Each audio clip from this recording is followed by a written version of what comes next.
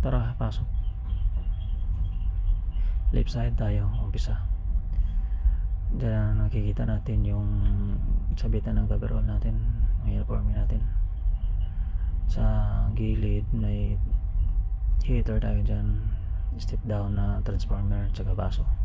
Tapos sa baba may ano tayo dyan, cabinet, pero ang laman yan rip na maliit.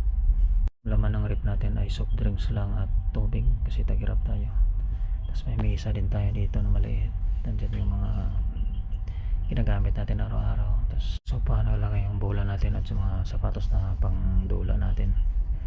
Tapos dito sa gilid yan ang higaan natin. Saka may drawer na yun sa baba.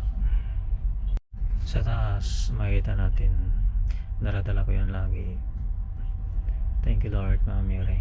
Yan ang babantay sa atin sa lahat ng oras. Sa gilid may calendar tayo dyan, may naglagay FC. Ibig sabihin pinus-contract tayo sa buwan na yan. Sa taas may relo tayo dyan, nakasynchronize yan sa lahat ng bursan sa barko. Baba nakalagay yung mineral water natin. Tapos dito sa taas may immersion suit tayo dyan, tsaka life jacket.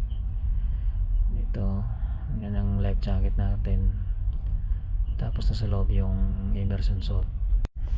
So ngayon subukan natin suot natin yung immersion suit kung fit ba sa atin. Yan, subukan natin kasi dapat talaga kasyang kasya to sa'yo, dahil kung hindi kasya pwede mo siyang ipalit sa iba, pero yung sa akin kasya lang.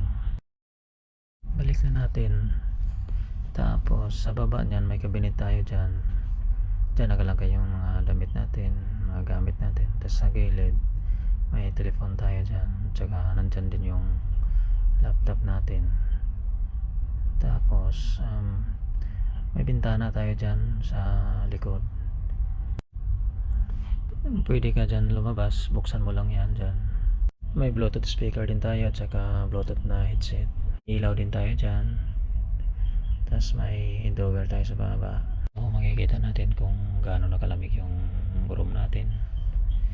Dito may CR na din tayo. Tapos may shower na din tayo dyan. Saka cabinet na lagayan ng mga gamit.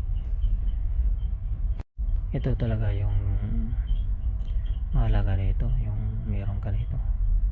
Kasi pag wala ka nito, hindi ka makakain ng isda na presko sa barko.